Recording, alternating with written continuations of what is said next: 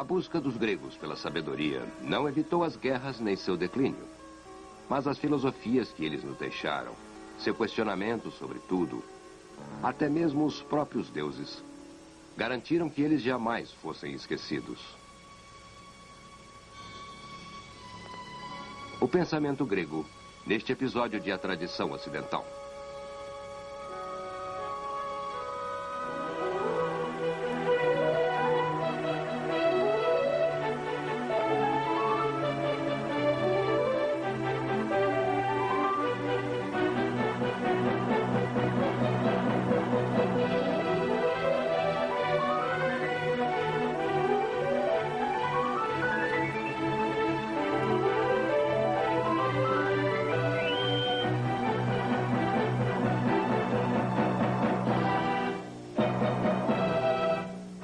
E agora o professor da Universidade da Califórnia, Eugene Weber, em sua jornada através da história da civilização ocidental.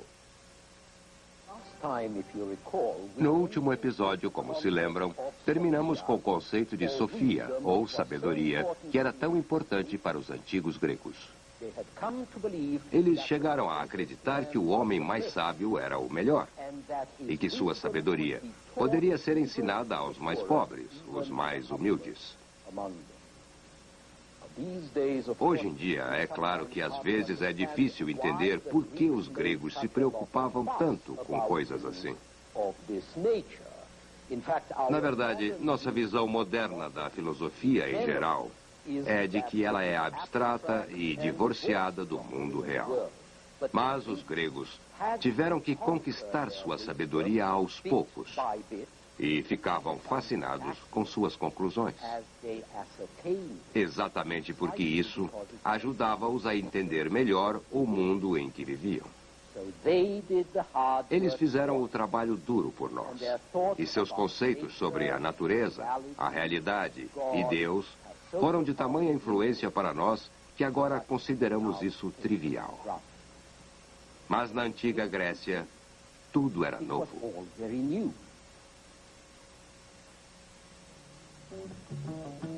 Ao final do quinto século a.C., apareceu um grupo de filósofos chamados sofistas. A palavra sofista pode significar tanto alguém que transmite sabedoria, como alguém que lida com isso. Esses professores e palestrantes itinerantes cruzaram todo o país, vivendo às custas de seu trabalho com sofia. Alguns deles eram bons professores, outros não. E muito de sua sabedoria limitou-se a ensinar a rapidez de raciocínio em argumentos para que seus alunos ganhassem um caso no tribunal ou marcassem pontos num debate político. Muitos sofistas eram vistos como espertinhos demais, além de críticos e subversivos, porque estavam dispostos a seguir um argumento independente do objetivo. Quando você busca a verdade, não pode saber antecipadamente se essa verdade será aquilo que a sociedade deseja.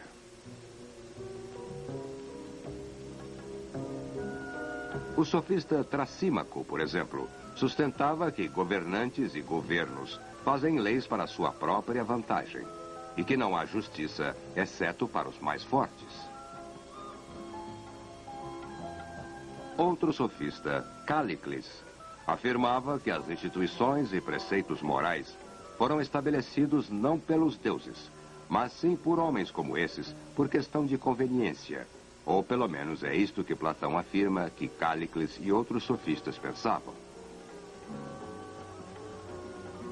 Platão era ateniense, nascido por volta de 427 a.C.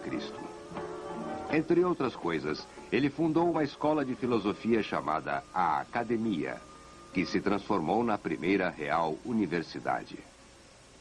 Este é um mosaico romano de uma de suas aulas, mas Platão é mais conhecido por ter escrito uma série de diálogos, nos quais se discutiam questões filosóficas. Como ele tinha um espírito conservador, Platão às vezes fazia os sofistas parecerem mais subversivos do que eram. Ele sentia-se especialmente pouco à vontade com o conceito de que o homem é a medida de todas as coisas e de que o homem não tem como saber se os deuses realmente existem. Mas, mesmo sendo um conservador, Platão também subvertia velhas ideias, simplesmente por ensinar que os homens deveriam usar seus cérebros para chegar a conclusões com base em observação e análise. Afinal, era isto que o seu professor, Sócrates, lhe ensinara. Sócrates, a quem Platão amava, foi provavelmente o mais notável sofista, embora ele próprio não gostasse de ser considerado como tal, e jamais aceitou ser pago por ensinar como faziam os sofistas. O passatempo predileto de Sócrates era discutir com amigos atenienses, provocando-os por suas convenções e conceitos. Sócrates questionava tudo o que as pessoas aceitavam por inércia ou preferiam não discutir. Acima de tudo, ele questionava alguns dos deuses nos quais os gregos acreditavam. A arte grega está cheia de deuses que raptam, mentem, roubam, enganam e matam injustamente, e cometem adultério. Se tais coisas eram ruins para o homem, como poderiam ser boas para um Deus?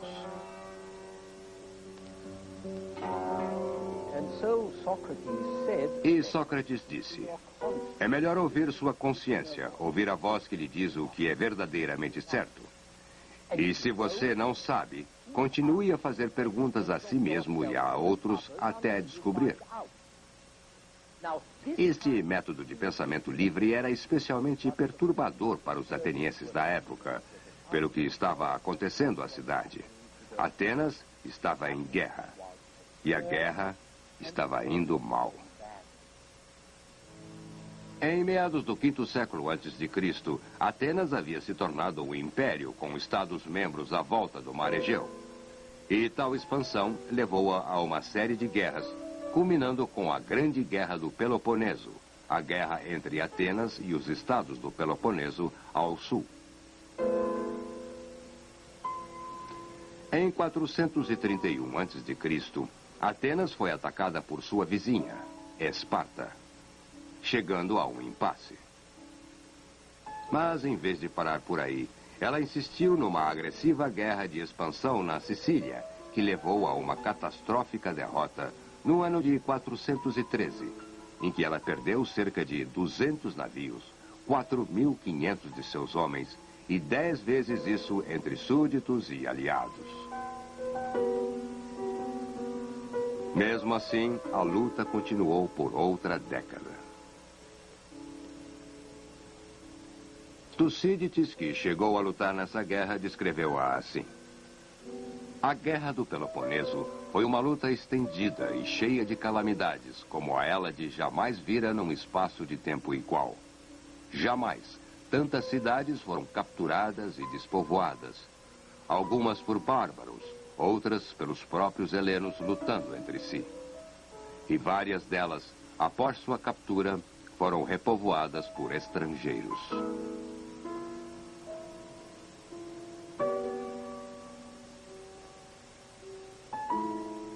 Jamais o exílio e a matança haviam sido tão frequentes por guerra ou comoção civil.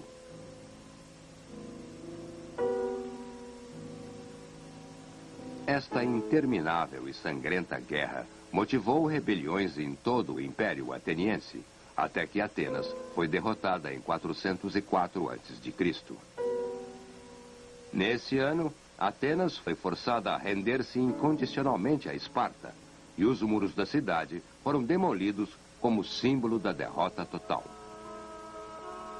Mas, em meio a tantos desastres, os atenienses ouviam desse venenoso e velho Sócrates que deveriam questionar tudo, numa época em que as pessoas só queriam curar suas feridas e não derramar sal sobre elas.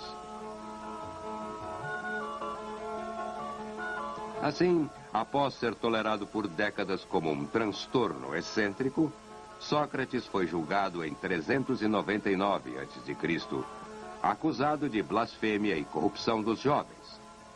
Mas, na verdade, por fazer perguntas demais numa época de crise. Esta é uma versão do século XVIII de como tudo terminou. Condenado por uma votação muito disputada, Sócrates pôde escolher o exílio, mas preferiu a morte por veneno, como um mártir do pensamento livre.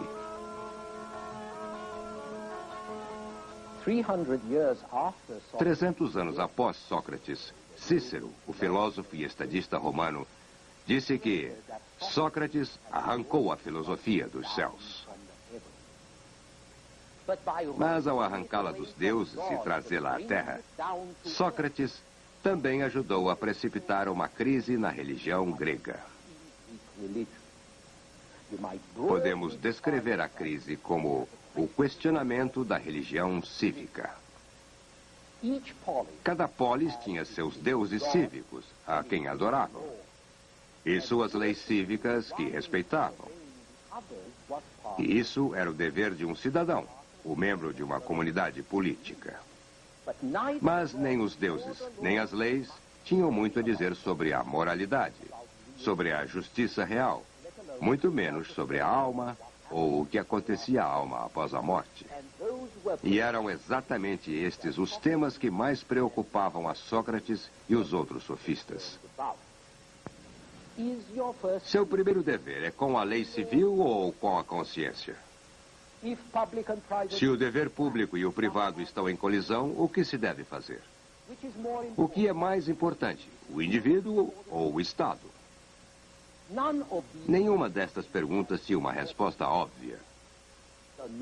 A novidade é que elas estavam sendo feitas. E quando você começa a fazer perguntas, é muito difícil parar. Você pode até acabar questionando os próprios deuses.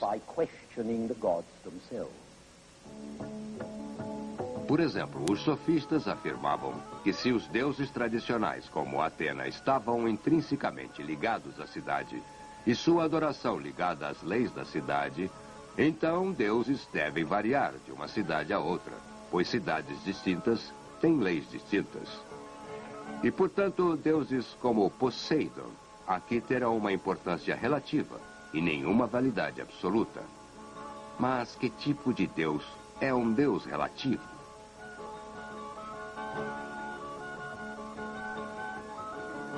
Como disse o filósofo Xenófanes, os mortais supõem que os deuses nascem e que têm vozes e corpos e roupas como os humanos.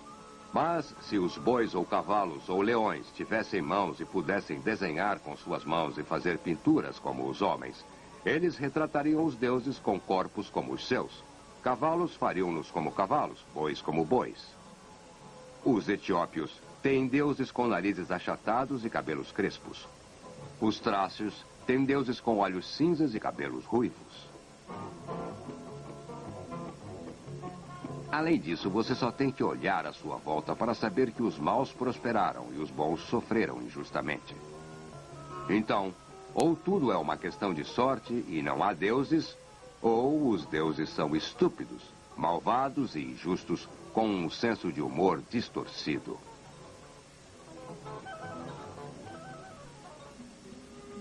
Os gregos sabiam que os deuses gostavam especialmente de fazer testes para inocentes sofredores como Édipo, que após ser abandonado ao nascer, amando dos deuses, acabou matando seu pai e casando-se com sua mãe. Como podemos respeitar deuses injustos? Nós só podemos suborná-los ou apaziguá-los com sacrifícios e orações, mas nem isso parece que funciona muito bem. Como concluiu um jovem nos diálogos de Platão, ou não existem os deuses, ou se existem, não cuidam dos homens.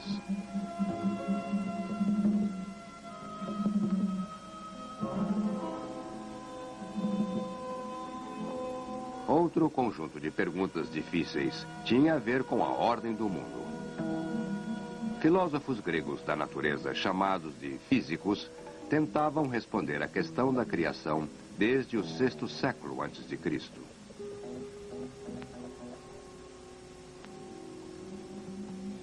Os peixes, disse o filósofo Anaximandro, são os ancestrais dos seres humanos que se originaram da água e evoluíram em vários estágios.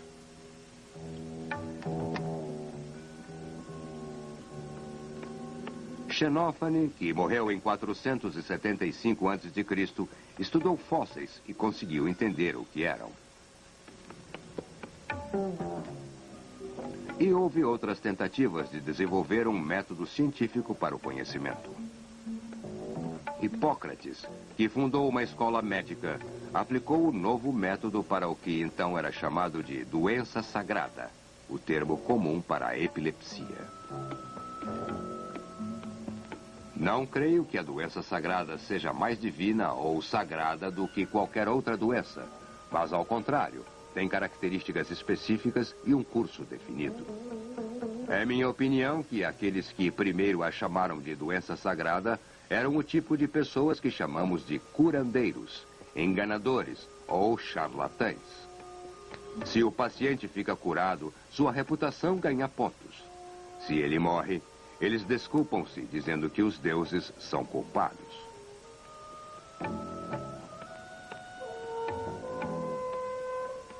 Ao mesmo tempo, o matemático Tales usou a geometria aritmética e astronomia da Babilônia e Egito, aprimorando-as. Descobriu-se que a aplicação de regras geométricas podiam ajudar a posicionar navios no mar e estrelas nos céus, e ajudar a fazer relógios de sol mais precisos.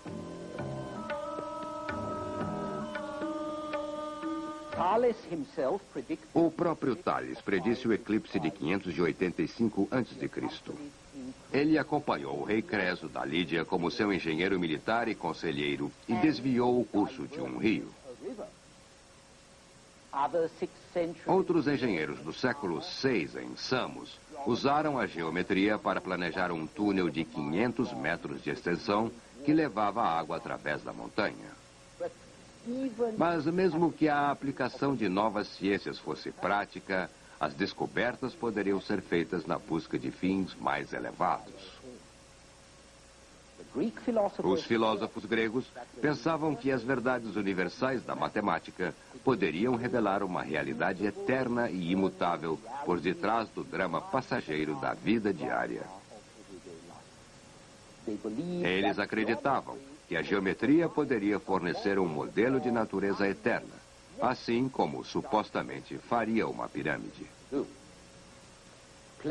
Platão argumentou que as verdades da geometria não eram deduções raciocinadas em experiências ou números que as pessoas construíam ou desenhavam, mas sim que eram memórias ideais. As memórias de propriedades de formas geométricas ideais que existem num plano de tempo indefinido que a razão mal pode compreender. E Platão também afirmou que havia um mundo eterno de ideias, protótipos de reflexões sobre as coisas que percebemos na Terra. Essa teoria de que não vemos a realidade no chamado mundo real, mas somente sua sombra obscura, esta é a teoria que atormenta a filosofia até hoje.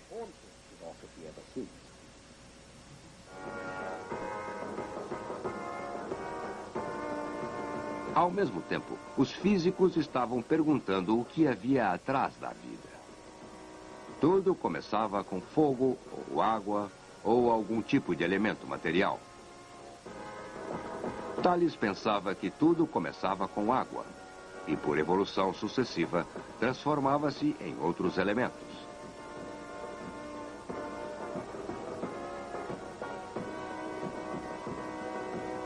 Anaximandro, por outro lado, pensava que o início era uma força espiritual, o nous, ou mente, cuja ação sobre a matéria produzia movimento e ordem. Desta ideia nasceu uma tradição que considerava este primeiro princípio, ou, se preferirem, a principal motriz, como fatos divinos, na verdade, como deuses. Um deus cósmico, que não apenas era responsável pela criação das coisas e sua ordem na terra e nos céus, mas que respondia pela verdade, justiça, beleza, bondade e harmonias que não podem ser encontradas na Terra, nem podiam ser encontradas entre os deuses tradicionais do Olimpo. Este tipo de Deus transcendental era bem mais abstrato e difícil de imaginar. E assim, Platão tentou produzir uma versão mais acessível. Ele começou com uma visão de que a realidade ideal é perfeita por ser imutável e mutante. Os objetos que vemos à nossa volta, por outro lado, são inferiores, porque mudam o tempo todo. Um objeto perfeito não teria que mudar, exatamente por ser perfeito. Mas havia um objeto visível, no entanto, que não era inferior: os corpos celestiais. Eles mudam, mas sempre da mesma forma. Seu movimento é sempre constante. Para Platão, tal regularidade e consistência eram muito especiais e não poderiam ocorrer por mero acaso.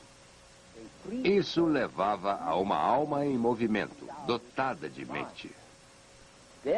Portanto, Platão argumentou que deve haver uma mente divina que se move nos céus. E essa mente é Deus.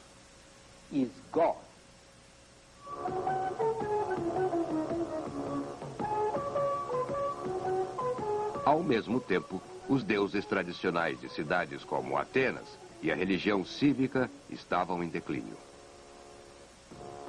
Isso porque as próprias polis estavam em declínio durante e após a Guerra do Peloponeso.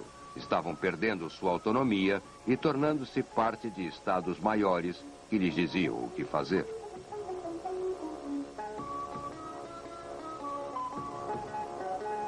E à medida que as religiões cívicas das polis perdiam sua força, pelo menos entre a elite, a religião platônica de um deus cósmico ganhava influência.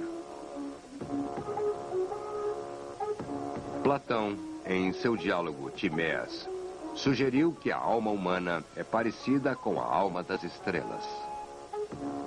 Nossa origem é nas estrelas, disse ele, e após a morte voltamos a elas, a cidade celestial das estrelas.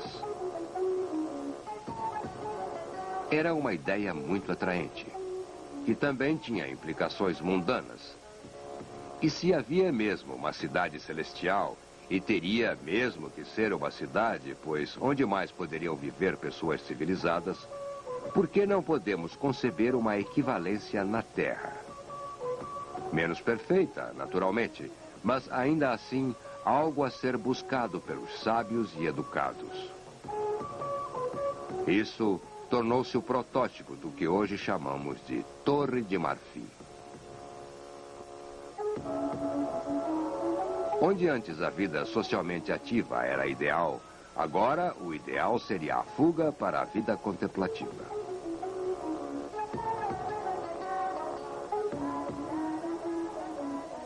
Ao final do quarto século a.C., Aristóteles, como retratado neste afresco romano, segue a Platão, indicando o valor da teorização e celebrando a vida de estudos apreciada pelo filósofo e o acadêmico, a meditação sobre as coisas eternas.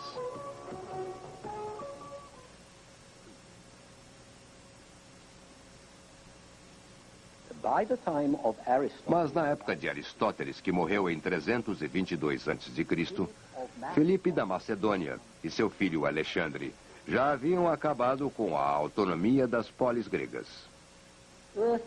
A cidade terrestre já não oferecia mais o tipo de objetivo nobre que um sábio poderia desejar. E assim, o sábio buscou refúgio na cidade celestial. É ali que encontramos consolo e força para deixar os movimentos da alma em harmonia com os movimentos dos céus. E assim, os cidadãos desiludidos de Atenas tentaram fugir para a cidade dos céus. Esta religião de forças cósmicas e de um Deus cósmico acabaria tornando-se parte do Paideia, grego. O equipamento intelectual que todos que buscavam a educação deveriam ter.